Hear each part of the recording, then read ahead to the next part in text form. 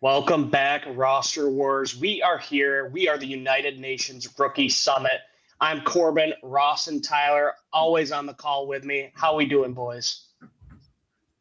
Doing fantastic. This is a good position group. This is an exciting one. This is the stuff we get up for. This is the one everyone cares about, wide receiver. Yep, we're back at it. We went quarterbacks and linebackers in the first 2 weeks. We're switching it up, keeping it fresh for the people with an interesting group. Like Ross said, it's the wide receivers today. We're gonna talk top five, arguably top five. But the main guys that you're seeing go in the first round are Carnell Tate, Jordyn Tyson, Makai Lemon, Denzel Boston, and KC, aka Kevin Concepcion. And you see a lot of these guys going in the mocks. I finally had my first chance to really dive in on them. And I think that the first round talent it's warranted. Some of these guys maybe back end of the first, maybe they slip into early second. But I think all of these guys could potentially go in the first round of the NFL draft, and by proxy in our roster wars fantasy football draft. So we'll kick it off with Carnell Tate. I think he's kind of the guy who's pegged the most in that top 10. I You, haven't seen a mock draft lately. And what's up? do you want to go over last year first? Yes, I do. You're right. You're Thanks so for, excited for these guys. I know. I'm ready to dive in. Yeah, it's a good group. Obviously didn't do very well, just trying to skip past it. Yeah, and We'll back it up a little bit, Tyler. the sleeper didn't do good, so he's like. I don't remember who it is, so probably not. But you go ahead, Tyler. Take the wheel. All right. So last year we ranked Travis Hunter, Tet McMillan, Matthew Golden, Emiko Egbuka, Hey, Gronk. and Luther Burden. And sorry, I just had one thing pop up. So Travis Hunter, 7 games played, 28 receptions, 45 targets, 298 reception yards, 1 touchdown, drafted round 1, number 2 overall by the Jags. Tet McMillan, 17 games played, 70 receptions, 122 targets, 1,014 yards, 7 touchdowns. Round 1, number 8, Panthers. Matthew Golden, 14 games played, 29 receptions, 44 targets, 361 yards, 0 receiving touchdowns. Round 1, 23rd overall to the Packers. Trash. Yeah.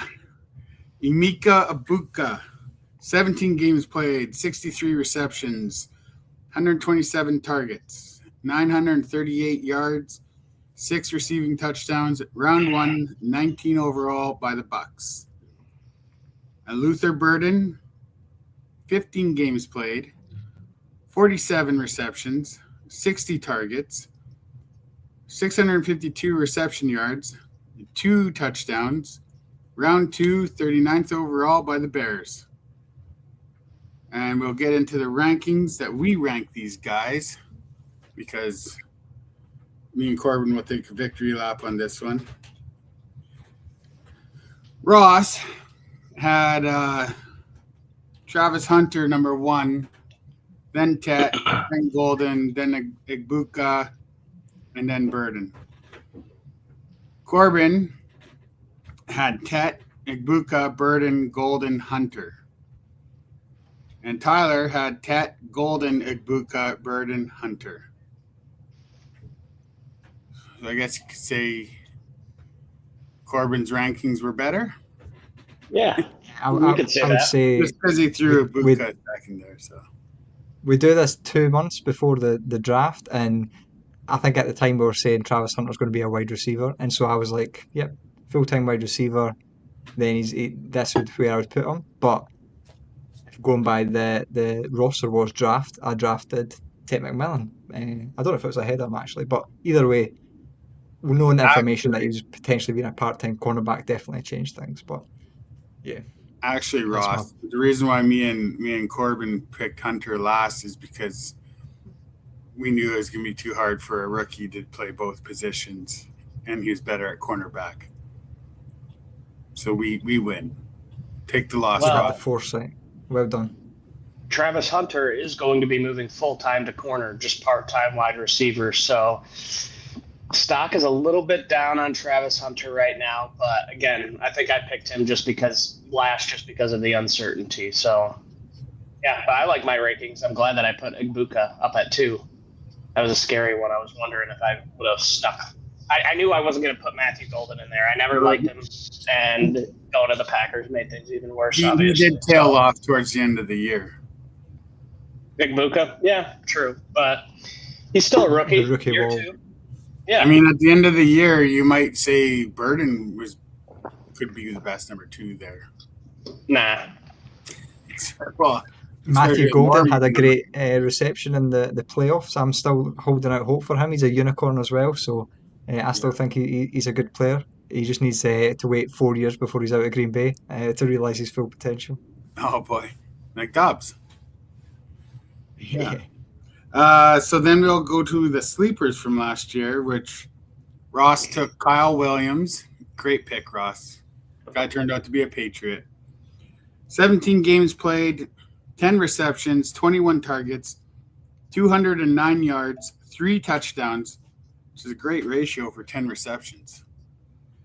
Picked in round 3, number 69 overall by the Patriots. And then Corbin took Xavier Restrepo. All I remember about him is he's got some weird face thing. But he played 2 games, 3 receptions, 7 targets, 41 yards, 0 touchdowns, went undrafted by the Titans.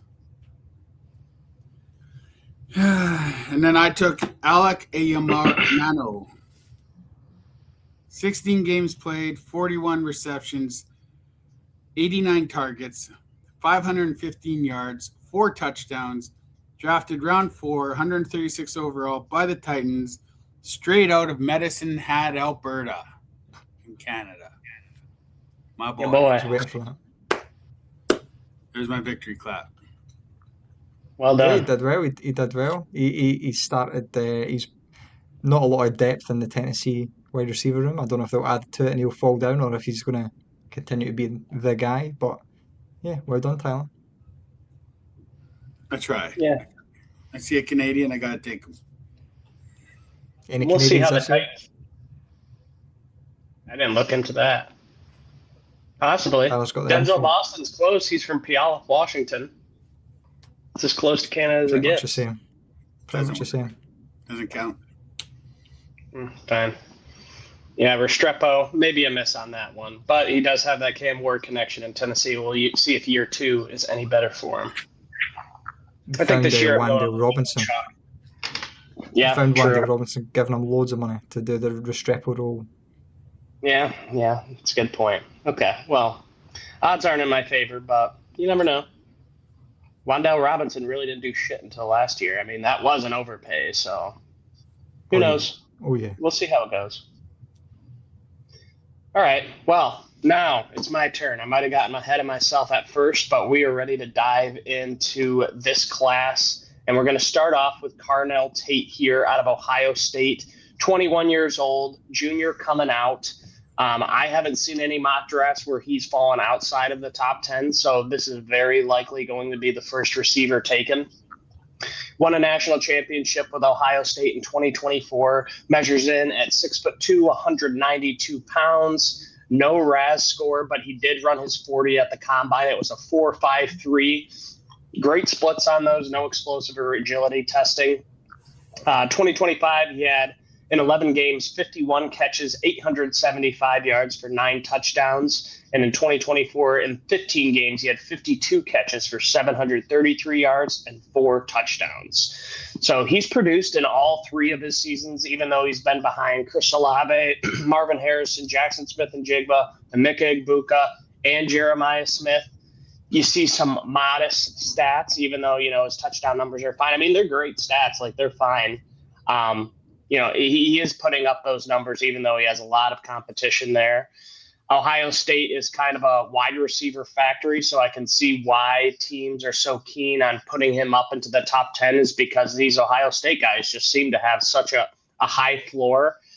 Even though he ran that 4.53 40, you can see the speed on tape. It's enough to get it done and be successful in the NFL.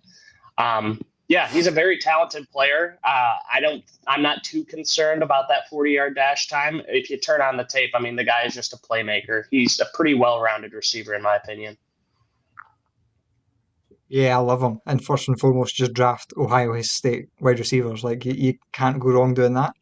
But what I love about him is he's improved every year as a prospect. So looking this time last year, you maybe wouldn't have said he'd be this high, but he's improved his game. He's worked at his game, and like you said, he's so well rounded. He's a true X. He's a true outside receiver. He's got the size and he's got the game as well. Like his biggest strength to me is his ability to catch the ball. Now that seems like, oh, he's a wide receiver, he catches the ball, but he will catch absolutely everything. He catches it, difficult balls, easy balls, away from his frame, with his hands. His technique when he's catching is very, very good, and he does it so smoothly. As a great athlete, like toe tipping on the sideline, everything like that, and he's very aware of where the sideline is. He's very aware of where the defender is. He's amazing at catching the ball. He had a 0% drop rate last year.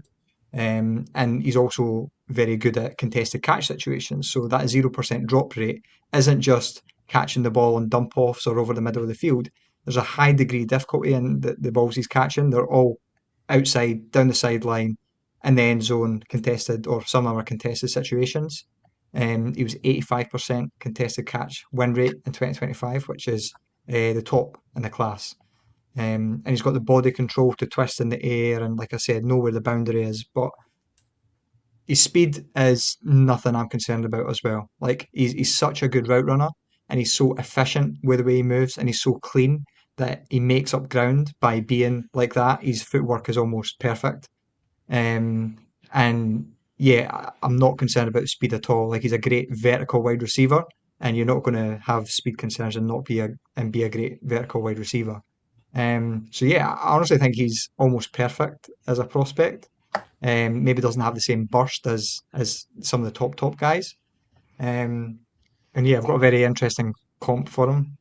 And by interesting, I mean it's a lofty comp. So I see a lot of Devonte Adams, and the way he's route running and sets up his routes, and it's so nuanced, so it doesn't look like he's doing a lot, but he really is doing a lot to create space. And then I thought I seen a lot of Justin Jefferson in the way he moves. He's not as burst and he's not got that same speed, I would say, but in the way he moves, I see a lot of Justin Jefferson and when they're downfield and jumping up for the ball. So lofty comparisons, but that's how I see him. Really, really like him. Yeah, I think that's an interesting comp, honestly. I thought that too, just because of his route running ability, like how he can manipulate those defensive backs. He might not be the fastest, but he is very smart and is intentional with his route running.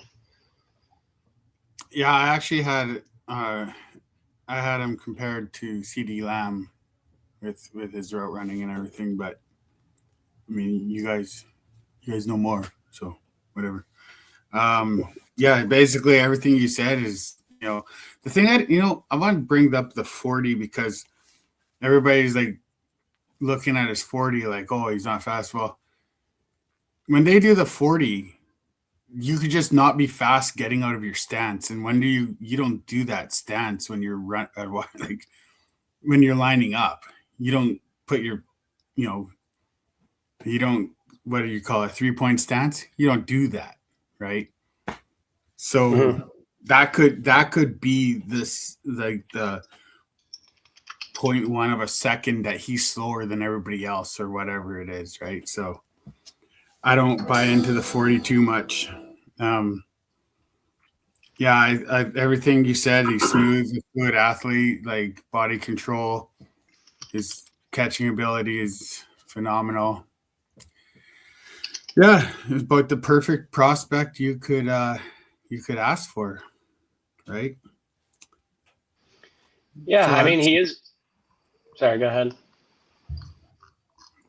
No, I was saying that's all I got to say about the situation. Yeah, I'm trying to look up his splits because you're right. Like the 40-yard dash isn't everything, but those 10 and 20-yard splits give you a pretty good idea on how fast they get up to speed. That's why I like to look at it, because I think that the 10 and 20-yard splits are more important than that 40, because you're never really running at that full speed straight down this field.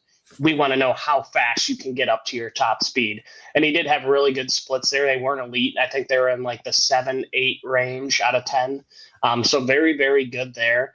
The two big things for me are his catching ability and his route running. Ross, you kind of already touched on both of those. The contested catches, he clamps onto that ball. And so even when a defensive back tries to swat it out of his hands, he's holding on. I had him for 3 drops last year. I might be mistaken, but still a very good rate regardless if it was 0-3. He holds on to balls. When it gets in his hands, it's not getting out of there. But yeah, I kind of mentioned his route running savvy. Like Devontae Adams definitely comes to mind. That's why he is able to still produce at an elite level, even though he's getting up there in age and he is losing that step. The way that he can kind of manipulate DBs with like a shoulder fake and go the other way, he's very, very elite at that. Like he is 6'2", but he's only 192 pounds. I don't think that's outside of the norm. Like you think about Devonta Smith, like he was really not, for him being 180 some pounds. He's still able to produce, but he could struggle against press man coverage initially. I think he'll be able to figure that out just because his release off the line of scrimmage is very solid. I think he can win that way. He's not a good run blocker either, which could take him off the field early, but eventually you expect him to develop into that wide receiver 1 role for whatever team he plays on. The big play potential is another thing we haven't mentioned. 5 out of his 9 touchdowns this year were 40-plus yards. Now, Ohio State is a pretty prolific offense, so take it with a grain of salt, but it just goes to show he does have that big play potential. He's a very, very well-rounded, high-floor prospect. Is he going to be an all-pro? I don't think so.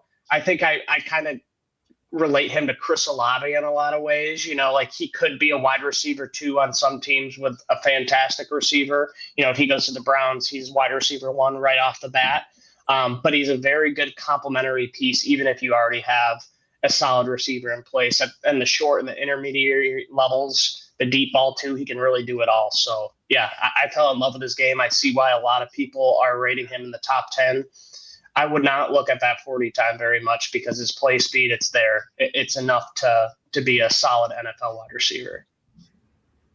Yeah, the thing about the combine and even the splits or anything like that is you're not being chased. And we all know that when you're being chased on the schoolyard playing tag, you're all of a sudden faster than you normally are. So I think he's faster on tape than he is in real life. Yeah.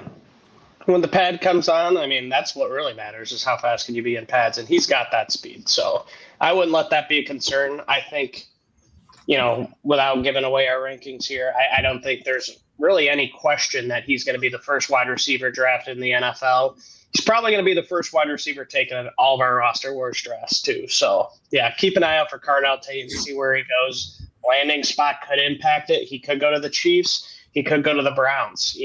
Very, very, different destinations that could impact his contributions as a rookie. So just keep an eye on that. But in terms of prospects, I think he's head and shoulders the best in the class. So let's move it on here and talk about this next guy. It's Jordyn Tyson out of Arizona State. He's 21 years old, junior coming out of college. He was a 3-star recruit, started off at Colorado and led all their wide receivers in production as a true freshman. His brother, Jalen Tyson, was a first-round pick by the Cleveland Cavaliers also. So he's got that athletic bloodlines.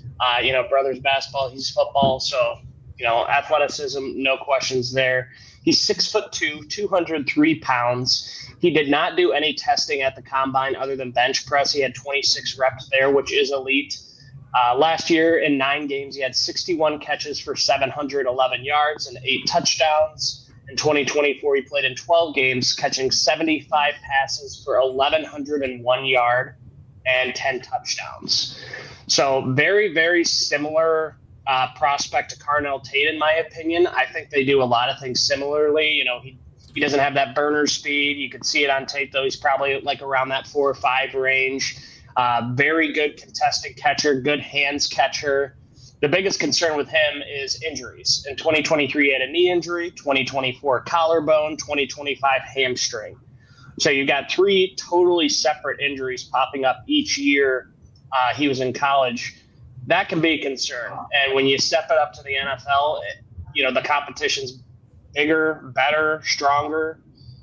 He could be a guy that, could be out of your lineup just because of injury. And reliability is very important in fantasy football. So the question is, do all the pros outweigh the cons? Which, the cons mainly being his injury history. What do you guys think? Yeah, I think in terms of the injury, I think it's a good tiebreaker. So when you see guys who, for a lot of people, the top 3 are quite close together, when you're thinking about them in terms of fantasy, you break the tie and don't take the guy who's got a massive injury history. I always go back and forth in terms of how do we think about that in terms of drafting? Is it there's no such thing as injury prone, or do you consider it and lose out on a good player? So I think it depends on the value, and I think it depends on your personal rankings. If he's in the same tier as someone, does he go at the bottom of the tier, or does he drop a tier completely? But as a player, I think he's a very fluid mover. So he's maybe not this in terms of 40 time going to be a 4.3 guy, but I thought he had easy speed in terms of burst and acceleration. He's got really good change of direction. I think his deceleration as well is very good, so he can just stop, turn around in the middle of his route, and that gives him the separation he needs. And to be honest, his whole game is about getting separation. And you can see him all over the tape, like he's just always open at all times. I don't think he's as good around the catch point as some of the other guys we're going to talk about, even obviously Carnell Tate as well. I just don't think he's as physical. I think he's got quite a big problem with physicality, both in terms of at the catch point, making the tough catches, but also the getting bumped at the line, sometimes in the middle of a route, and sometimes he's just trying to avoid contact and just go round the guy rather than just run through him a little bit. And obviously, you're not supposed to run through him at all times, but I feel like he's trying to avoid physicality, and that can get him into some problems where he's not separating as much. Nitpicking a little bit, but it's maybe just bad vibes I get from that. And I don't think he's amazing after the catch, despite his athletic ability. He maybe just doesn't see it quite as much, and there's a couple of times where you're saying you want to hit that hole, but he doesn't. He dances about a little bit more. But yeah, in terms of the production, very, very good. I think he's an analytics darling, I suppose, because he was good early on as a freshman, and then obviously the big dominant seasons that he's had at Arizona State. So yeah, I think I like him in general, but I think I do have a concern about his strength, which is funny because he'd done so many reps in the bench press, but that's the classic gym bros where it's just for show, muscles for show. They're not actually doing anything. Mm-hmm. See, I disagree. I think he plays very physical. He's coached by Hines Ward, who was also very physical. So I don't see Hines Ward coaching a receiver to not be physical. And with his jumping ability, he can really high point the ball. I think he'd be a really good red zone threat if he pans out. But like high pointing, body control, he's got all that. I know the site I'm on says that he is 40. I don't know where they timed it, but it's 4.5. So he's with Tate. But yeah, looks like a great receiver, except for the injuries. And that's the thing. Like, if you're going to draft a guy for fantasy, you care about his injury. Kind of like if you drafted a guy who is like, I don't know, 50-50 cornerback, wide receiver, and you like drafted him like high, like second overall or something, and then he turned out to be just a cornerback. It would really suck. And it'd be like if you drafted this guy really high and then he turned out to just be like made of glass. That sucks too, right? So Yeah, the only downside on him is that injury history in my books. You know, he's got a fairly good comp. I like they have him comp to Egbuka, and I kind of liked it. So anyway, yeah, Hines Ward. He ain't Actually, coaching no baby. So I like your CeeDee Lamb as more of a comp to Tyson, just in the way he moves, and I think maybe in the NFL getting him matched up inside more than as an X receiver and letting him cook over the middle of the field. That was my thinking in terms of some of the things he does well. So Yeah, because he does have that versatility to line up outside, inside, in motion. Arizona State kind of deployed him in multiple different ways just to scheme him open. Um, I do think he's very similar to Carnell Tate in a lot of ways. Like I kind of push back on your point about him not being very good in contested catch situations, Ross. Like I thought that showed up all over tape. And I will say he did have 12 drops between 2022 and 2024, but his contested catch rate is at 67%. Once he has that ball, he's not letting go of it.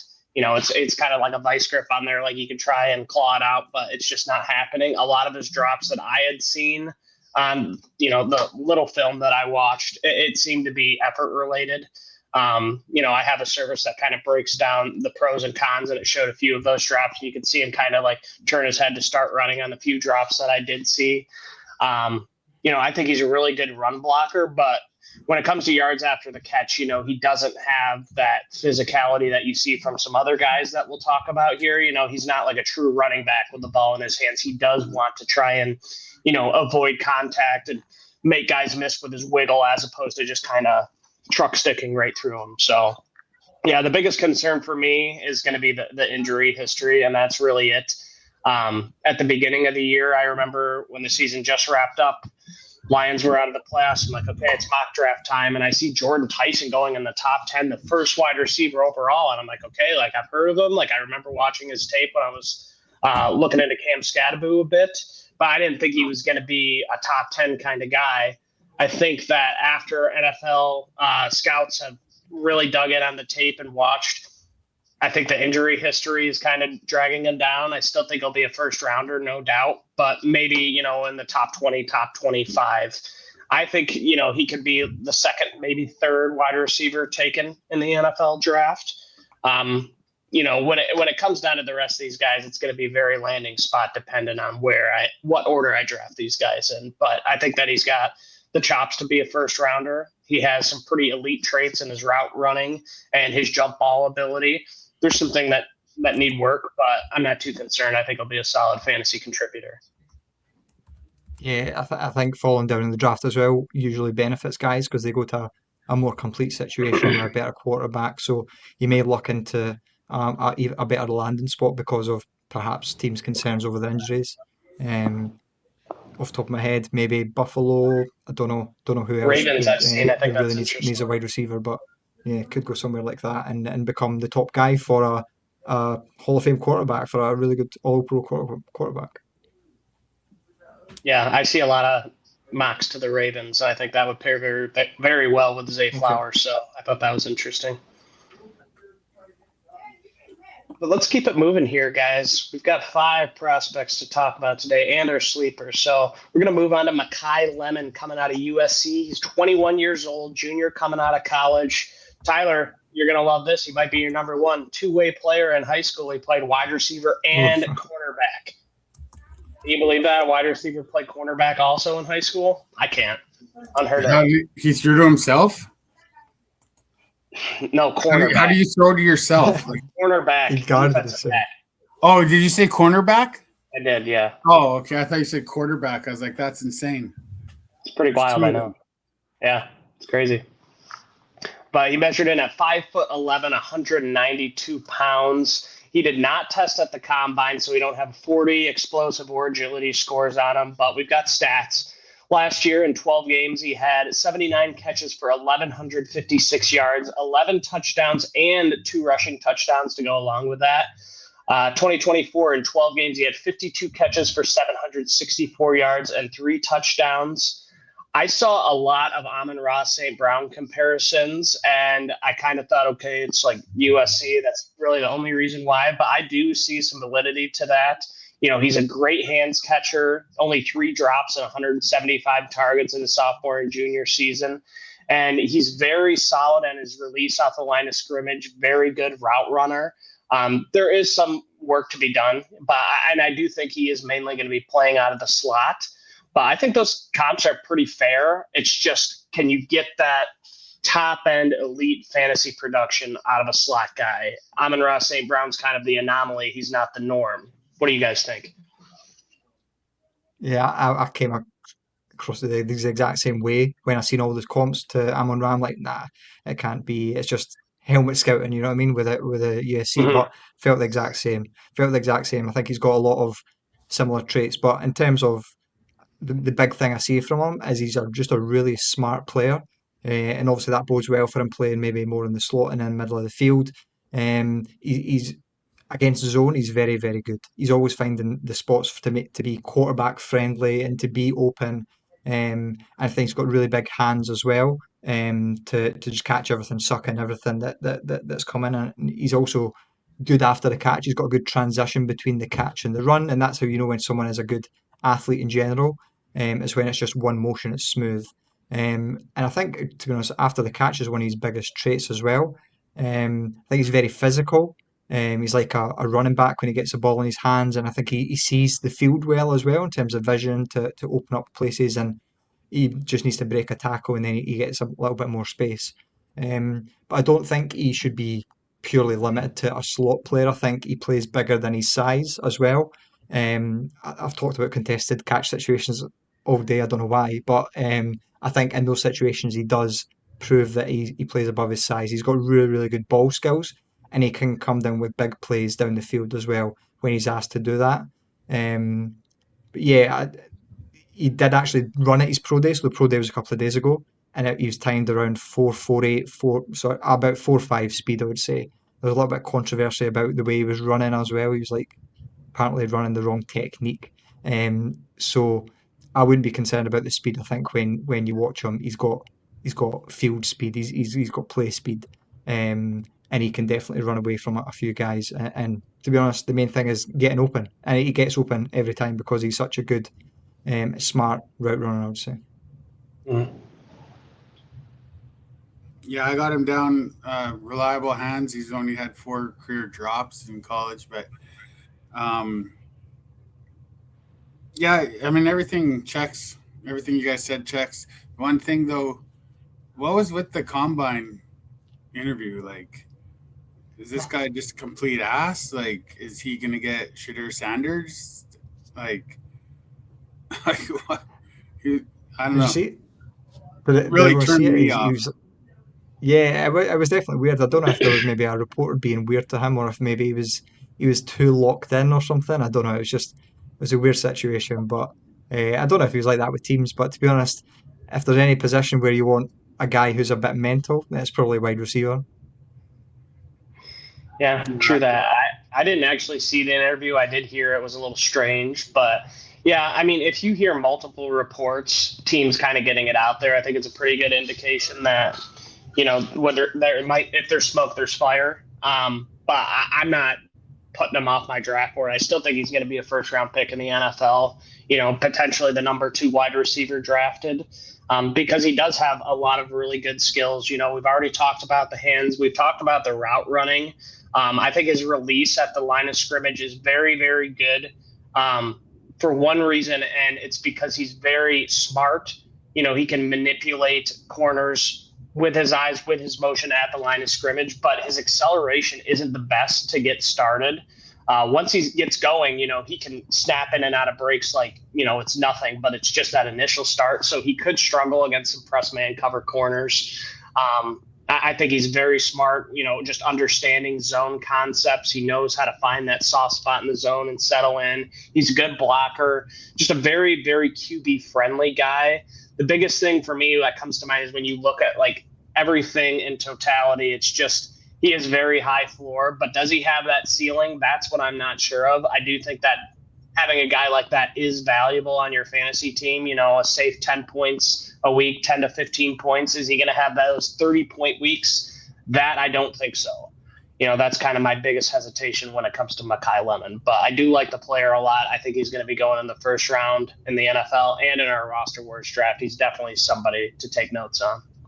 But one other thing I want to point out is in the highlight films, it looks like his head's bigger than his body. And I don't know if that's just a giant helmet or what. He doesn't even have the padded. Like, it looks weird. So that's another turnoff. Like, I don't know. Maybe I'm weird. Who knows? Yeah. No, I definitely had the same thought, to be honest, Tyler. Yeah, he does have a big ass head. Yeah. Yeah, bigger target, more concussion potentially. Yeah, that's something to think about for sure. Yeah, I see him mocked a lot to the Jets, to be honest. And I would absolutely love that. Jets at 16 were our second pick. But in terms of other landing spots, you're looking more as I'm landing as a number 2. In the area that he's been drafted, I don't think there's any team that really needs like a number 1 wide receiver that could potentially draft him in that range. You're looking at Tampa Bay, Minnesota. No, I don't know. I don't know where he would go and become the number 1 receiver, because I do have similar concerns to you, Corbin, in that he's maybe more of a high volume guy, and if he gets the targets, then great. I think it's lift off, but if he was to be the number 2 wide receiver, maybe his ceiling is a bit capped. Well, Minnesota did lose Naylor, so. Yeah, and he's their slot guy, so that would be a nice spot. But again, you got Kyler for 1 year, and then what? So that might be okay for 1 year, but then afterwards, who knows? I think the Broncos could be a pretty solid spot, because you got Cortland Sutton, who's getting a little bit older. Marvin Mims hasn't really, he hasn't really taken that role and been a darling fantasy football contributor. So I think there's a lot of spots that could use a guy like Makai Lemon, and he can do a lot of the underneath dirty work. But likely not that true outside X receiver. He could, but I think he's better in slot. So let's talk about the next guy here. We got Denzel Boston out of Washington. He's 22 years old, junior coming out. He was a 3-star recruit, kind of similar to Carnell Tate. He had tough cracking that depth chart. He was playing behind Rome Odunze, Jalen McMillan, and Jalen Polk. But he's 6'4", 212 pounds, no RAS score. He didn't run the 40. He did the vertical and the shuttle, which were pretty average, 35-inch vertical and a 4.28 shuttle. So decent, I guess, but I would have just saved it for the pro day. Last year in 12 games, he had 62 catches for 881 yards and 11 touchdowns. In 2024, in 13 games, he had 63 catches for 834 yards and 9 touchdowns. So at 6'4", he's like the first real, true prototypical X receiver that we've talked about. He is that true deep ball or red zone threat type of guy. He didn't do the 40, but probably in the same bucket as everyone else we talked about, in that 4 or 5 range. You can see the speed on tape. It took him a while to finally make some moves, but once the competition got out of his way, he's produced in his last 2 seasons. So another guy who's commonly mocked in the top 30, sometimes in the top 20. I think he has a very solid NFL skill set. And back in the day, I used to really love to take those prototypical X wide receivers as the first wide receiver off the board. In recent years, I've transitioned more to like the solid route runners, 6-foot guys who can kind of be versatile, move inside, outside. I think he's best at X. And I think that he isn't going to be a target monster. He's going to be very red zone dependent, which makes me hesitate a little bit. I don't know how you guys think. Yeah, it's interesting. The sacrificial X receiver, I think some people call it. But yeah, he has that true X, very big, and he plays big as well. That's what I really like about him. Like he's bumping guys, and in the route he's getting bumped, and he doesn't really affect where he's going. After the catch, he's finishing every run as well, like a running back. Like he's getting north south, trying to go through people. It's just a very endearing quality to have, like to watch, and fun player to watch. I think he's really good at the catch point as well, and he's turning those 50-50s into like 80-20s. And you talked about his red zone prowess as well, and how that's going to project. He had 20 touchdowns over the last couple of years, and back to contested catch situations, 10 of 13. and contested catch situations, which is only behind Tate as the sort of draftable guys we're looking at. But a lot of those touchdowns are high degree difficulty catches. He's elevating above a defender. I think he's got decent hands to pluck out the air and to stay strong during the catch as well. But yeah, I think outside receiver, I think excelling on vertical routes as well. So maybe not going to get targeted a lot over the middle of the field. I think he does have a little bit of deceptive speed. But to me, I think the routes he's running is more the Nico Collins routes. So I'm not comparing the player, but in terms of the deeper routes, the digs, and the posts, and that's sort of the area where he's most effective. And just another thing, like he returned a punt for a touchdown as well. So he's at that size, 6'4", 200 and whatever he is. He's returning punts for touchdowns. So he's obviously not going to do that at the NFL level, but it does show you some of the skill set he has, and he does have a little bit of movement ability, especially in the open field as well. I don't think he does well against zone in general, but again, as an X receiver, he's maybe not going to be asked to do that as much. But yeah, my NFL comparison for him is like Jalen Coker. So again, that's another guy who has a lot of talent and does very, very well when he's targeted, but for fantasy, he's never really going to hit the heights. He's never really going to hit that ceiling of being like a wide receiver one. But I thought his game was very, very similar. And he can make some nice splash plays, not getting a lot of separation, but in general, being a good NFL wide receiver, I would say. Yeah, I have, this guy's a red zone monster with using his size, and he can separate using his arms.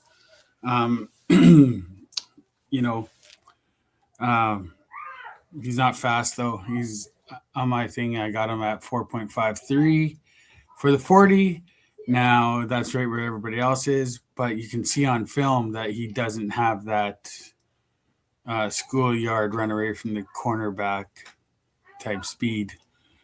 And he's funny. I seen him do some stand-up comedy.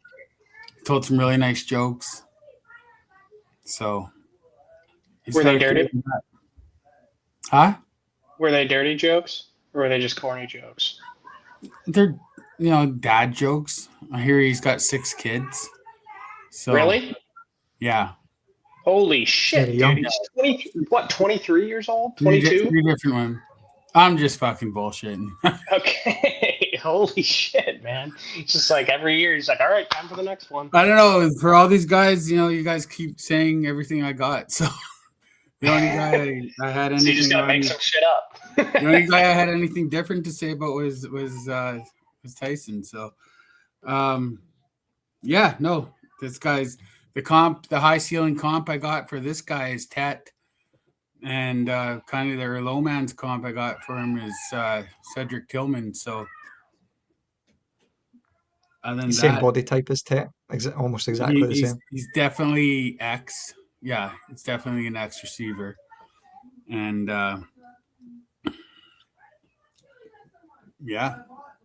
could be good with the Saints. I actually really liked Ross's Nico Collins comp. I didn't really think about that, but it took Nico Collins a couple of years to come into his own, very similar body type. And Nico Collins wasn't the best route runner coming into the NFL, but as he's improved, you see the fantasy production going up. I think it's very similar. To sum up, Denzel Boston, he wins for being bigger, faster, stronger than the defensive backs guarding him. There's not a ton of technique to his game, but that is coachable. You can become a better route runner. Right now, he's only really had to rely on his athleticism. Even with his yards after the catch, you see him trying to run through guys. He's not like the shifty, make you miss, take the ball in for a home run type of guy. He has enough speed, but it's not elite by any measures. He's not going to be a complete burner. He has enough to, stretch the field and warrant the attention of a safety and a defensive back, because he can win those contested catch situations on deep balls. And he has, different ways to win in the red zone too, not just fades, but a ton of different route concepts, ways for him to actually get the touchdown. I think of him as a fantasy football player, and especially right away, I think he's going to be very red zone dependent. Maybe 1, 2, 3 point games, maybe a catch or two, and then other games he has one touchdown for 60 yards, or maybe 2 touchdowns in the red zone or something like that, which is going to he's going to blow up every few weeks. It's that consistency that I look for. And when I have an inconsistent wide receiver, I'm probably going to slot the guy in there that can give me that week in, week out value. And I'll kick those 30-point games away. I want to be able to have somebody consistent with the potential to do it. I want to have at least a decent floor, and I don't think he has that floor that some of these other guys we've discussed have. So I like the prospect a lot.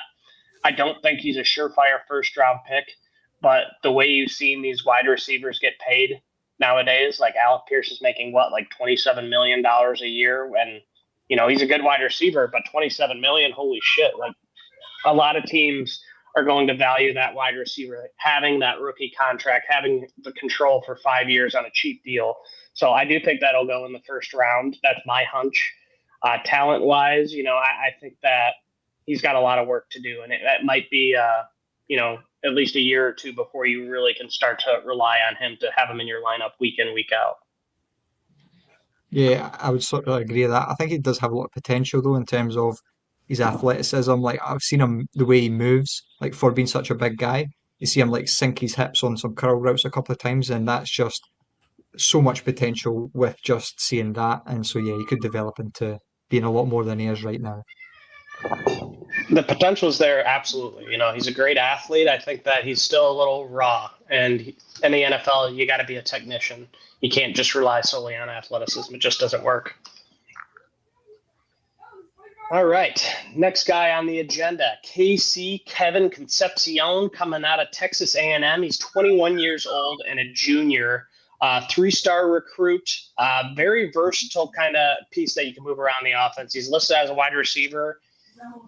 You could use him as a running back too. I have seen a lot of Debo comps. He returns kicks too.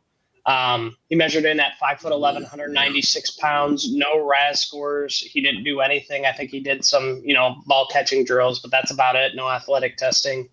Last year at Texas A&M in 13 games, he had 61 catches for 919 yards and 9 touchdowns. He also had 75 rushing yards for a touchdown. And then in 2024 at North Carolina State, he played in 12 games, 53 catches, 460 yards, 6 receiving touchdowns, and 2 rushing touchdowns. I got to mention his true freshman season, too, because he had 71 catches for 839 yards and 10 touchdowns. That's as a true freshman. That's impressive. He's a really bursty guy with great explosiveness off the line of scrimmage and out of his routes. Actually pretty decent in contested catch situations, too. I like a guy who has the versatility to go inside, outside. At running back, you have, his he might be a returner as well, depending on the team that he goes to. So there's some unique ways that he could sneak you some extra bonus fantasy football points, which is pretty appealing. Yeah, he's definitely got juice. When you watch him, the first thing you look at is just he moves differently to everyone on the field. He's just got so much burst. He's quick-footed. He's a sharp route runner as well. He gets separation against man coverage with absolute ease. I don't think his route run is just down to his speed and his athletic gifts as well. I think he understands how to manipulate defenders, and he breaks more ankles than anyone I've seen in the class as well. Sometimes defenders just lying on the floor because he's just crossed them up so well. And yeah, I think he's also naturally, as you'd expect, good after the catch as well because of that burst, because of that agility. 46% of his yards this year came after the catch, which is just an insane amount. Part of that's due to his usage as well, like he's mostly targeted in the 0 to 10 yard range, and I think that's where he mostly profiles in the NFL, as a sort of high volume guy. The other thing I think some of my concerns is that he plays smaller than his size from what I've seen. I was very shocked to find out he was like 5'11 and a half or whatever it is, so he's almost 6 foot. I thought he was more like 5'9". I thought he was more like Zay Flowers kind of thing. Maybe it's just been deceptive because he moves so quickly that I'm thinking he must be a small guy. But yeah, I'm when I'm thinking about his NFL projection, again, it's similar to Makai Lemon in terms of the role he's going to play in the NFL. Yeah, he's going to get moved around, and great rusher as well. I think he had like 320 yards as a freshman just on the ground. He's going to be great in end arounds, and he's going to be a good NFL player in terms of that guy you can move around and get open and create big plays. But is it going to be consistent? Is it going to be? I think his ceiling's like Zay Flowers kind of usage, and Zay Flowers is only Zay Flowers because he's in Baltimore and he's the top guy. Like if Concepcion goes somewhere and he's not the number one guy getting all those targets, is he going to be as useful a fantasy asset? That's my pause. That's my concern, I suppose, with his game. Yeah, I know he again, he's a gadget player. He's all this. You guys got it all right. Now, as for his 40 time, the site I use says he has a 4.46. Now, I wanted to figure out where they got that from. So all these times I'm saying are actually just projections. If the guy doesn't run the 40, what they use is his high school scores if they get it, his track and field scores if they get them from high school. They use college film, and they use a GPS system that's tracks speed data. As well, they use any reports they're getting from training. So having said that, yeah, he's projected 4.46 40. I like the Zay Flowers comp to him. That's a good one. I also had Lad McConkey if he, in the slot. But yeah, good stuff. Yeah, definitely more of a slot guy, but he can play outside depending on where he goes. Like, there's a lot of Zay Flowers talk. He plays on the outside because Baltimore doesn't have any other alternative. It would be something similar for him. I think if you have like two solid wide receivers, you need a slot. Like if he goes to the Vikings, for example, he's going to be in the slot next to Jordan Addison and Justin Jefferson. Like that's just one example. But yeah, what he does really well is, that quickness, the burst, the explosiveness, the acceleration, not only off the line of scrimmage, but in and out of his breaks too. I think he is a great route runner. Ross, you said that he uses a lot of technique. I think that, I saw it, but I think that it could get even better. I still think that he's relying on his athleticism more so than technique, which is coachable. So I think that raises his ceiling, which is very interesting to me.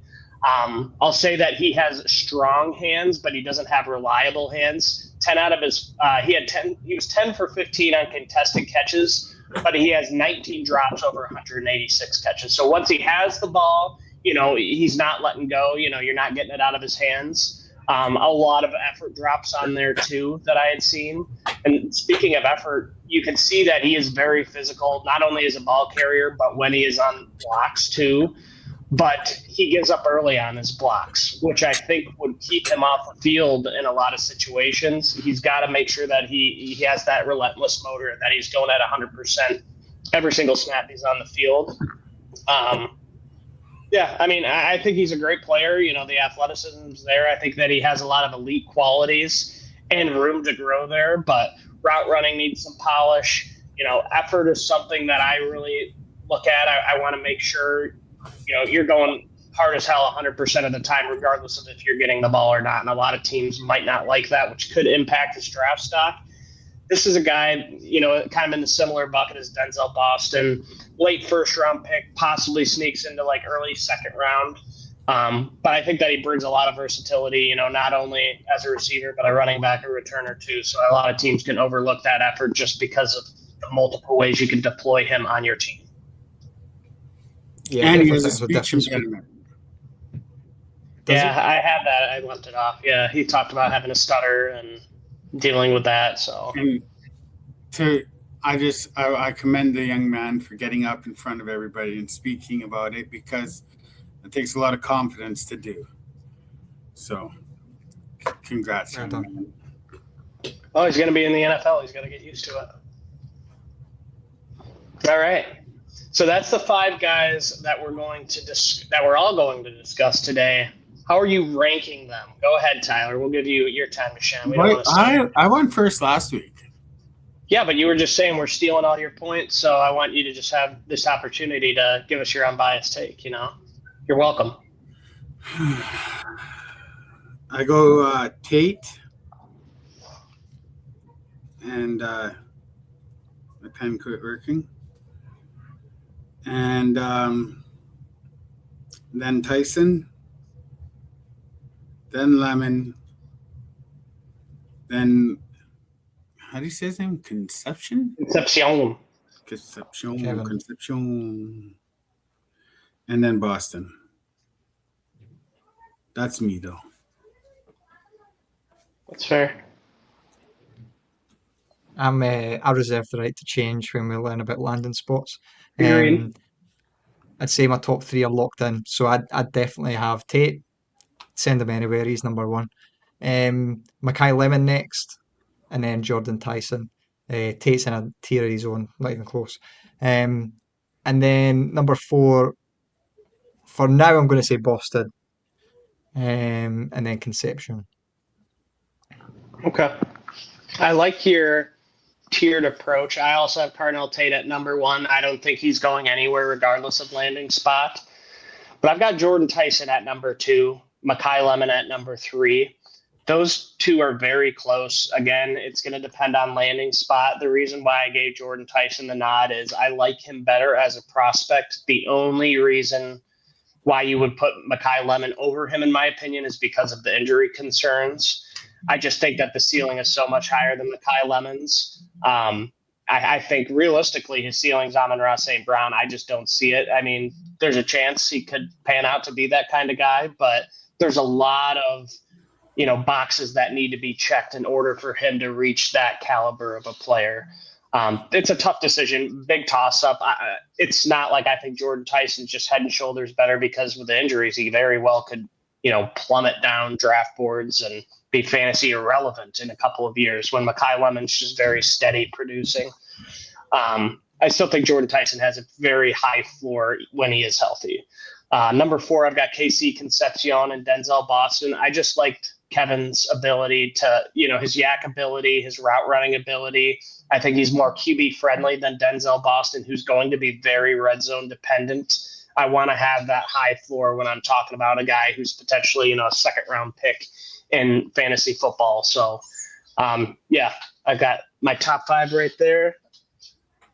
Emma's crawling in to come and get the pup. I never even mentioned. Nobody even said anything about the new pup that I had on screen. I was going to say something, but I didn't want to interrupt you because you're talking. No, that's all right. That's Lucky, my new pup. You had another pup in the background, too. Yeah, that's Bindi. She was crawling behind. All right, well, let's hop into the sleepers, guys. We're almost to 1 hour here, so let's see if we can wrap this up for the people. Tyler, how about your sleeper, man? All right, Ross, go first. All right, pass it to you. I'm going to steal your sleeper though. I've got a few. So in fact, I've got two. One I'm not going to talk about because I think he's getting a lot of buzz recently. I don't want to be just jumping on the hype train. I'm going to talk about a guy who's underrated, somehow underrated. It's Antonio Williams of Clemson. He's underrated. No one's talking about him because of the way the Clemson seasons went this year.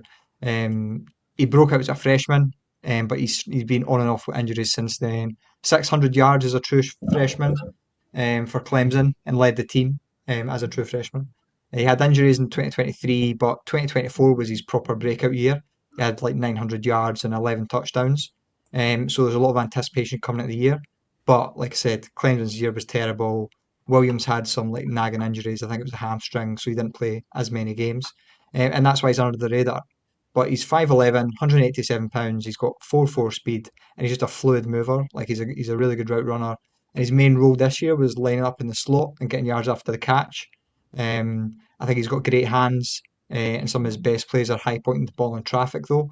And I think in his 2024 tape, that was better. And he was more of a complete receiver then. He was targeted a lot more down the field.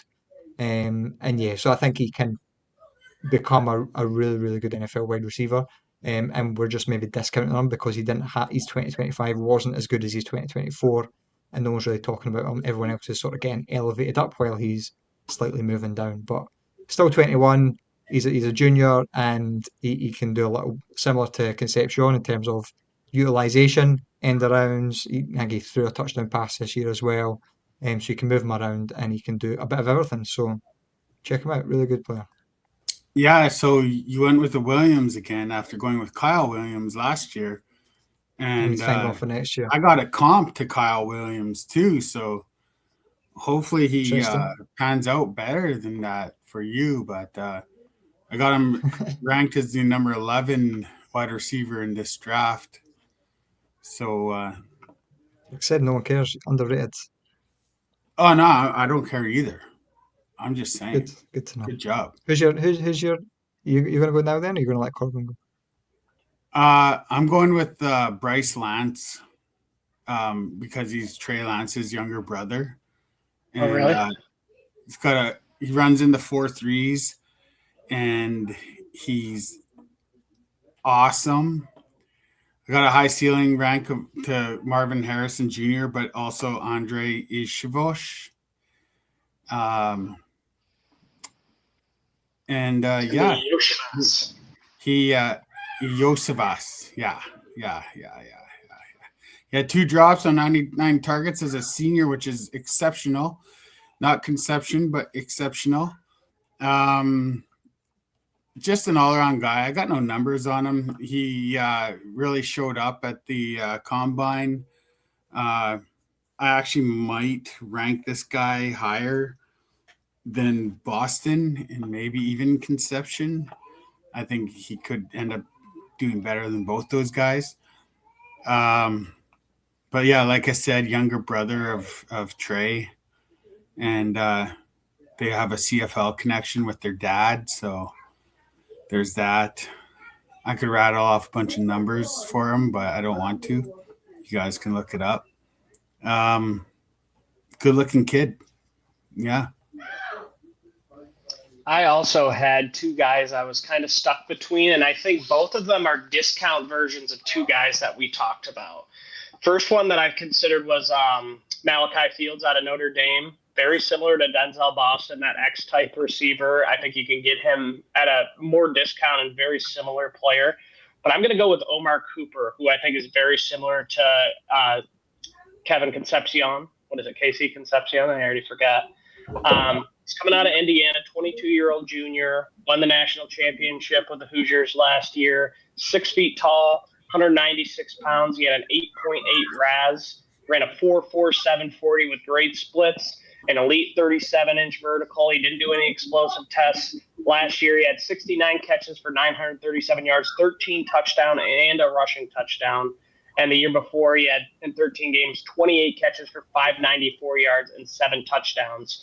He led the Big Ten with 21.2 yards per catch in 2024, and 24 of his 28 catches in 2024 were for a first down or a score. Very similar to Concepcion, like I said. He's great with the ball in his hands, very shifty. He forces a ton of missed tackles. He really is a running back with the ball in his hands. Good hands catcher, surprisingly good in contested catch situations, jump balls, very strong at the catch point.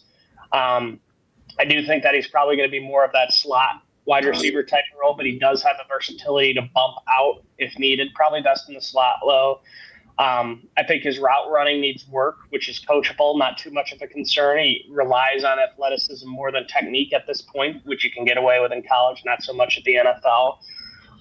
Biggest concerns are maturity issues. I couldn't find exactly, what the problem was, but Indiana came out and said that they had issues with, maturity for whatever reason, and he was off the field for whatever that reason was, kind of kept out his junior year.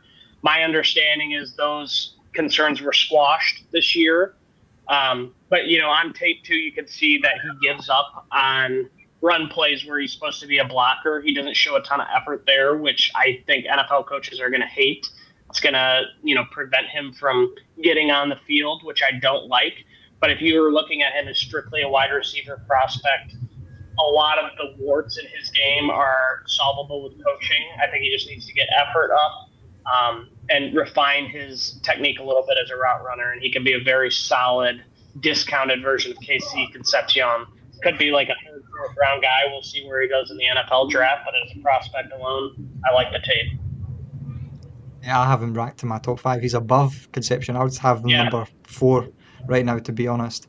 But I would compare him, and I'm not surprised you like him. I would compare him to Meka, maybe a bit more juiced up, but in terms of really, really solid, can do pretty much everything. And I disagree. I don't think he's going to be pure slot. I think he can play a lot more outside than he was asked to. So I think he can do a bit of everything and be a solid, really solid NFL player. So yeah, really good player.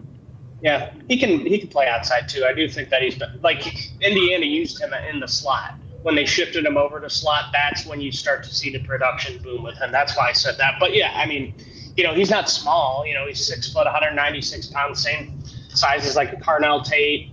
Almost the same as Jordyn Tyson. So, but yeah, I mean, I think he's best in short, intermediate situations instead of strictly on the outside looking for deep balls intermediary. So. And I just want to point out, he is the